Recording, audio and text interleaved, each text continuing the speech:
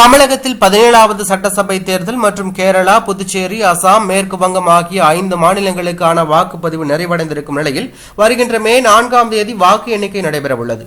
தேர்தலுக்கு பிந்தைய கருத்து கணிப்புகளில் திமுக, அதிமுக மற்றும் தமிழக வெற்றிக் கழகம் ஆகிய கட்சிகளுக்கு இடையே கடும் போட்டி நிலவுவதாக தகவல் வெளியாகியுள்ளன. பெரும்பாலான நிறுவனங்கள் திமுக மீண்டும் ஆட்சி அமைக்கும் என்று கூறினாலும் சில நிறுவனங்கள் அதிமுக மற்றும் தமிழக வெற்றிக் கழகம் வெற்றி பெற வாய்ப்புள்ளதாக தெரிவித்துள்ளதால் அரசியல் வட்டாரத்தில் பெரும் பரபரப்பு ஏற்பட்டுள்ளது. இந்த மாறுபட்ட கருத்து கணிப்புகளால் அரசியல் தலைவர்கள் மற்றும் தொண்டர்களிடையே ஒருவித குழப்பமும் எதிர்பார்ப்பும் நிலவி வருகிறது. திமுக நிர்வாகிகள் தங்களின் வெற்றியை உறுதி என நம்பி வரும் வேளையில் அதிமுக மற்றும் புதிய வரமான தமிழக வெற்றிக் கழக நிர்வாகிகளும் தாங்களே ஆட்சியை பிடிப்போம் என்ற நம்பிக்கையில் இருக்கிறார்கள்.